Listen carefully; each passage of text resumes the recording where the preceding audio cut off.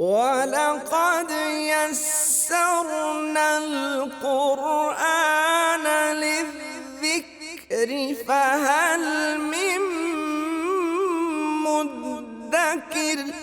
السلام علیکم ورحمۃ اللہ وبرکاتہ۔ نحمدہ ونصلی علی رسولہ الکریم، اما بعد، فاعوذ باللہ من الشیطان الرجیم، بسم اللہ الرحمن الرحیم۔ رب اشرح لی صدری ویسر لی امری واحلل عقدۃ من لسانی یفقہوا قولی واجعل لی وزیرا من اہلی رب زدنی علما۔ قرآن کے حقوق ہم نے بات کی الحمدللہ قرآن کی تلاوت اور اس کی ترتیل پر، تجوید پر، قرآن سیکھنے پر پچھلے پروگرام میں۔ آج پروگرام جو ہے اس پہ ہم بات کریں گے کہ قرآن سے نصیحت اور اس پر غور و فکر، یعنی تذکر اور تدبر۔ اس کے لیے سورہ صاد کی آیت نمبر 29 لے لیتے ہیں، سورہ نمبر 38 ہے۔ اللہ فرما رہے ہیں کتاب انزلناہ الیک مبارک، یہ ایک بابرکت کتاب ہے جس کو ہم نے آپ کی طرف نازل کیا ہے تاکہ لوگ اس کی آیات پر غور و فکر کریں اور تاکہ عقل والے اس سے نصیحت حاصل کریں۔ تذکر اور تدبر، اللہ فرما رہے ہیں کہ اس پر غور و فکر کیا جائے اور اس سے نصیحت حاصل کی جائے۔ پہلی بات ہم تذکر کی کریں گے، نصیحت کی۔ اچھا، تذکر اور تدبر میں ایک فرق کیا ہے اس کو ہم سمجھ لیتے ہیں۔ تذکر اس طرح ہی ہے جیسے آپ مثال کے طور پہ کہ آپ سمجھ لیں کہ کسی جگہ پر اگر کسی پانی پر یا سمندر میں اگر کوئی بحری جہاز ہے جس میں کوئی آئل وغیرہ ہے، وہ اگر اس میں کوئی سوراخ ہو گیا ہے یا وہ کسی وجہ سے بہہ گیا ہے تو وہ سمندر کی سطح پر رہے گا۔ تو اس کا تذکر جو ہے، قرآن سے نصیحت جو ہے، یہ تو اس کی آپ جب رواں ترجمہ پڑھیں گے، اور جتنی عربی ہمیں چاہیے، اس کے لیے نہ بہت زیادہ گرامر اور نہ ہی بہت زیادہ جو ہے حوالے پرانے عرب کی کتابوں کے، تو اس میں ہمیں تذکر تو انشاءاللہ اس سے مل جائے گا۔ اس میں انشاءاللہ کوئی مشکل نہیں پیدا ہوگی۔ ہم جیسے پڑھتے ہیں قرآن کو روانی کے ساتھ، الف لام میم ذالک الکتاب لا ریب فیہ ھدی للمتقین، کہ یہ کتاب یا وہ کتاب جس میں کوئی شک نہیں ہے، ہدایت ہے کن کے لیے؟ تقوی والوں کے لیے۔ تذکر جو ہے وہ تو بڑا آسان ہے۔ تذکر کے لیے اللہ سبحانہ وتعالیٰ نے سورہ قمر کی آیت، کیونکہ جو ہمارا موضوع ہے قرآن آسان کا، یہ آیت بار بار رپیٹ ہوتی ہے۔ آیت نمبر جو ہے سورہ قمر، سورہ نمبر 54، آیت نمبر 17، 22، 32، 40۔ وَلَقَدْ يَسَّرْنَا الْقُرْآنَ لِلذِّكْرِ فَهَلْ مِن مُّدَّكِرٍ، اور بے شک ہم نے اس قرآن کو سمجھنے کے لیے آسان کر دیا ہے، بس کیا کوئی نصیحت حاصل کرنے والا ہے؟ کتنا زبردست کویشچن ہے اللہ کی طرف سے، کتنا جھنجھوڑنے والا، کہ کوئی ہے جو نصیحت حاصل کرے گا، کوئی ہے نصیحت حاصل کرنے والا۔ اللہ تعالیٰ فرما رہے ہیں اس کے لیے، اللہ سبحانہ وتعالیٰ سورہ صاد، سورہ نمبر 38، آیت نمبر 1 میں فرما رہے ہیں، صاد حروف مقطعات، اس نصیحت والے قرآن کی قسم کھا کر اس کے نصیحت ہونے پر دلالت پیش کی جا رہی ہے کہ یہ نصیحت والا قرآن ہے۔ پھر اللہ سبحانہ وتعالیٰ فرما رہے ہیں سورہ زخرف، سورہ نمبر 43، آیت 44 میں، وَإِنَّهُ لَذِكْرٌ لَكَ وَلِقَوْمِكَ، کہ یہ یقیناً نصیحت ہے اے نبی صلی اللہ علیہ وسلم، آپ کے لیے بھی اور آپ کی امت کے لیے بھی، آپ کی قوم کے لیے بھی، اور یقیناً یہ خود آپ کے لیے اور آپ کی قوم کے لیے نصیحت ہے۔ وَسَوْفَ تُسْأَلُونَ، اور ان قریب تم لوگ پوچھے جاؤ گے۔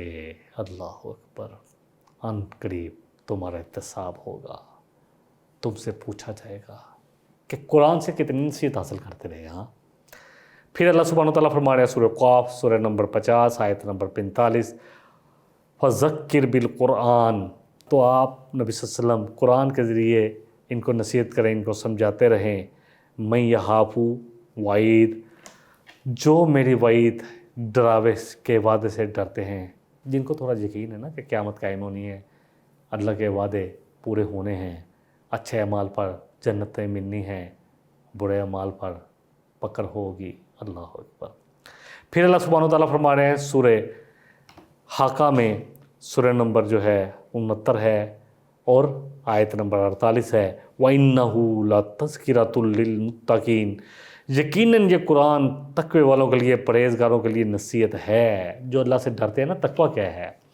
تقویٰ اللہ سے ڈرنے والے۔ تقویٰ یہ ہے کہ انسان ہر وقت اس تگ و دو میں رہے کہ کوئی کام اس سے ایسا نہ ہو جس سے میرا اللہ مجھ سے ناراض ہو جائے، اور اس تقدوت میں رہے، اس کوشش میں رہے کہ کوئی کام مجھ سے ایسا چھوٹ نہ جائے جس سے میرا اللہ راضی ہوتا ہو۔ یہ ہے تقویٰ۔ پھر سورہ مزمل میں اللہ سبحانہ و تعالیٰ فرما رہے ہیں آیت نمبر 19 میں، ان ھذہ تذکرہ، بے شک یہ قرآن جو ہے یہ تو نصیحت ہے، فمن شاء اتخذ الی ربہ سبیلا، بس جو چاہے اپنے رب کی طرف راہ تیار کر لے۔ سورہ مدثر کی آیت نمبر 54 اور 55 میں اللہ فرما رہے ہیں، سورہ نمبر 74 ہے آیت نمبر 54-55، کلا انہ تذکرہ، سچی بات تو یہ ہے کہ یہ قرآن ایک نصیحت ہے۔ کتنی دفعہ ابھی تو میں نے کچھ آیتیں لی ہیں۔ فمن شاء ذکرہ، آیت نمبر 55 میں اللہ فرما رہے ہیں، اور اب جو چاہے اس سے نصیحت حاصل کر لے۔ کسی کو زبردستی اللہ نہیں دے گا نصیحت، سامنے رکھ دی گیا یہ ہے خیر اور یہ ہے برائی، یہ ہے دونوں راستے دکھا دیے کہ انا ہدیناہ السبیل اما شاکرا و اما کفورا، اللہ فرما نے دونوں راستے دکھا دیے۔ اب جس کا جی چاہے اللہ کی نصیحت اختیار کر کر اللہ کا راستہ پکڑ کر خوش بخت بن جائے، شکر گزار بن جائے، اور جس کا جی چاہے نہ شکرہ بنے رہے، نہ اختیار کرے، کفر کی طرف آ جائے۔ پھر اللہ سبحانہ و تعالیٰ فرما رہے ہیں سورہ قاف سورہ نمبر 50 آیت 8 میں، تبصرۃ و ذکر لکل عبد منیب، کہ ہر متوجہ ہونے والے بندے کی بصیرت اور یاد دہانی کے لیے ہے یہ قرآن۔ یہ آنکھیں بھی دیتا ہے، دلوں کو روشن کر دیتا ہے، دل کی نظر سے دیکھتا ہے انسان پھر سب چیزوں کو، دل میں ایمان کا نور اتر جاتا ہے، اور یاد دہانی کرنے کے لیے، لیکن ان کے لیے جو متوجہ ہوں گے، جس پر توجہ دیں گے۔ سورہ قاف میں اس بات کو اللہ نے کلیئر کیا ہے آیت نمبر 37 میں، سورہ نمبر 50 میں، ان فی ذالک لذکریٰ لمن کان لہ قلب او القی السمع وہو شہید، بلا شبہ اس میں ہر شخص کے لیے یقین سبق ہے، نصیحت ہے۔ جس کا دل ہو یا وہ کان لگائے، جب وہ دلی طور پر حاضر رہنے والا ہو، یعنی قرآن پڑھا جائے تو پورے غور کے ساتھ سنیں، پورے دل کے ساتھ وہاں متوجہ ہو، اور اللہ اکبر۔ اور اصل بات یہی ہے کہ جب ہم قرآن پر غور و فکر کریں گے تو پھر یہ ہمارے دلوں میں اترے گا۔ قرآن کی بات اور ہم ادھر ادھر مشغول ہوں، قرآن کی بات اور ہم کہیں گے کب یہ بات ختم ہوگی، کب ہم اپنے کاموں پہ لگیں گے، تو پھر کیسے نصیحت بنے گا یہ قرآن۔ سورہ نحل کی آیت نمبر 44 میں اللہ فرما رہے ہیں، سورہ نمبر 16 ہے آیت 44 ہے، وَأَنزَلْنَا إِلَيْكَ الذِّكْرَ لِتُبَيِّنَ لِلنَّاسِ مَا نُزِّلَ إِلَيْهِمْ وَلَعَلَّهُمْ يَتَفَكَّرُونَ، اور اتارا ہم نے تم پر ذکر کہ تم جو کچھ لوگوں کے لیے اتارا گیا ہے اس کی وضاحت کر دو، ان کے لیے واضح کر دو، تاکہ وہ تفکر کریں، تاکہ وہ غور و فکر کریں، تاکہ وہ سوچے اور سمجھے۔ سورہ یونس کی آیت نمبر سورہ نمبر 10 ہے آیت نمبر 24 میں اللہ فرما رہے ہیں، کذالک نفصل الآیات لقوم یتفکرون، اسی طرح ہم کھولتے ہیں اپنی آیات ان لوگوں کے لیے جو تفکر کریں، جو سوچے سمجھے، جو غور و فکر کریں۔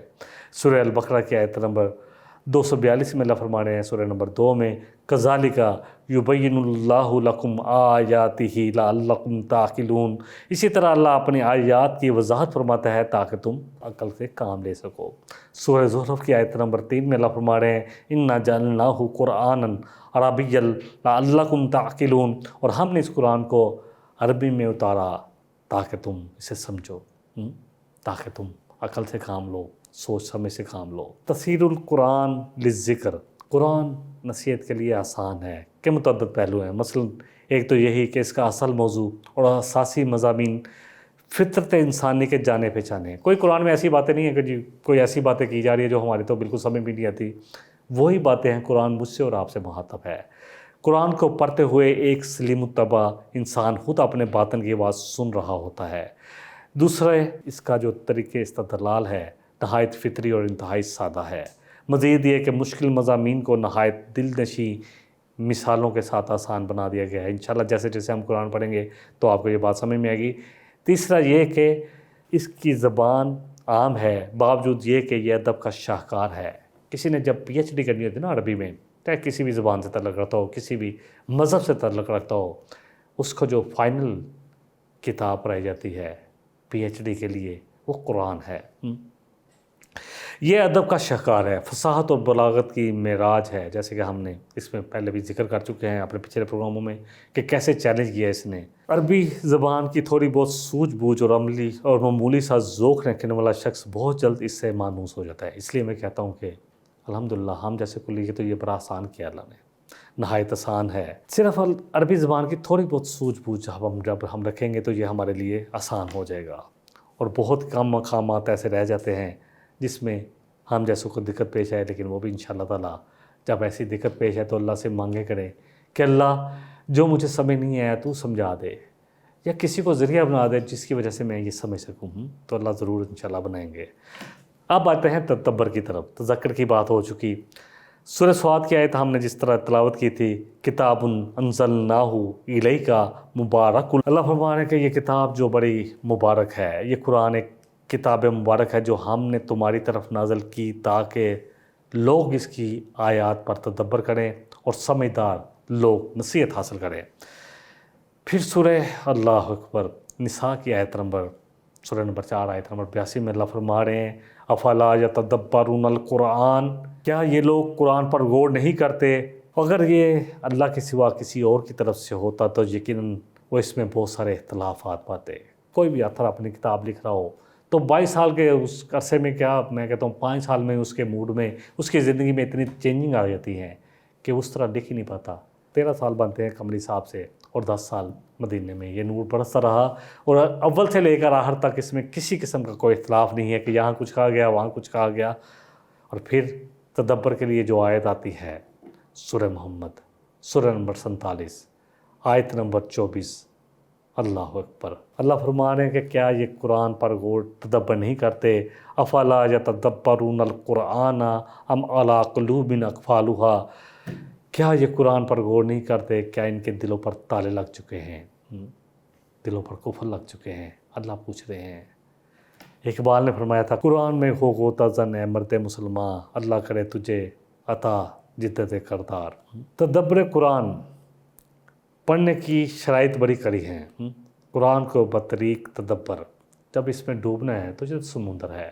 جیسے میں نے مثال دی کہ تذکر کے لیے تو آئل جو ہے سطح پر ہے، اس کا نصیحت جو ہے سطح پر ہے، لیکن اس کا تدبر، اس میں کئی مفسر آ کر کئی جگہ پر ہاتھ کھڑے کر کر کہنے کے پر مجبور ہو گئے کہ واللہ عالم، اور اللہ ہی سب سے بہتر جانتے ہیں، ہمیں تو جتنی سمجھ میں آئی ہم نے اتنا بیان کر دیا۔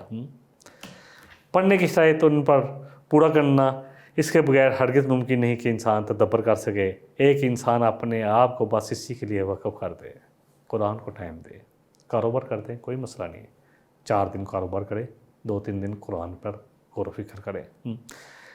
پوری زندگی بھی خیر لگ جائے اس کام میں تو وہ بھی کام ہے، اور اپنی پوری زندگی کا مصرف صرف علم قرآن کو ہی بنا لے، اس کے لیے اولاً جو ہے قواعد کا گہرا اور پختہ علم ضروری ہے، پھر اس کے ادب کا ایک ستھرا اور ذوق اور فصاحت اور بلاغت کا عمیق فہم لازمی ہے۔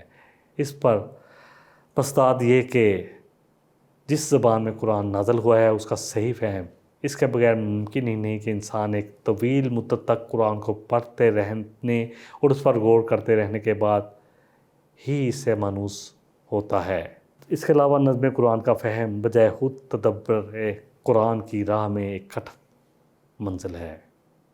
نظم کیا ہے کہ کون سی صورت پہلے اتری، کس موقع پر کیسے قرآن اتر رہا۔ ساتھ ہی قرآن کو سمجھنے کے لیے احادیث کے تمام ذخیرے پر انسان کی نظر بھی لازمی ہے، یعنی انسان کو پتہ ہو، قرآن جب تفسیر کرے تو اس کو پتہ ہو کہ نبی رحمت صلی اللہ علیہ وسلم نے اس آیہ مبارکہ کے بارے میں کیا فرمایا، یا قرآن جو کہہ رہا ہے اس کے بارے میں اللہ کے رسول صلی اللہ علیہ وسلم کی کیا حدیث ہیں، صحیح حدیث۔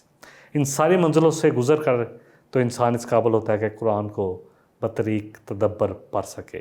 کچھ حدیثیں لے لیتے ہیں انشاءاللہ تعالیٰ۔ صحیح بخاری کی حدیث ہے، حدیث کا نمبر ہے 7276۔ نبی رحمت صلی اللہ علیہ وسلم نے فرمایا کہ امانت داری آسمان سے بعض لوگوں کے دلوں کی جڑوں میں اتری، اللہ ہماری بھی جڑوں میں اتار دے، یعنی ان کی فطرت میں داخل ہے، فطرت میں ہے، اور قرآن مجید نازل ہوا تو انہوں نے قرآن مجید کا مطلب سمجھا اور سنت کا علم حاصل کیا۔ اللہ کرے کہ یہ دونوں چیزیں آج موجود ہیں، بڑی آسان ہیں۔ کتنا سوشل میڈیا پہ ہم چیزیں دیکھتے ہیں، یہ سب کچھ بھی آج سوشل میڈیا پر موجود ہے، اسلام 360 کے نام سے، اور اسی طرح بہت ساری سائٹیں اور ہیں جہاں سے آپ بہت ساری حدیثیں صرف بول کر وہاں سے آپ سرچ کر سکتے ہیں، ڈھونڈ سکتے ہیں۔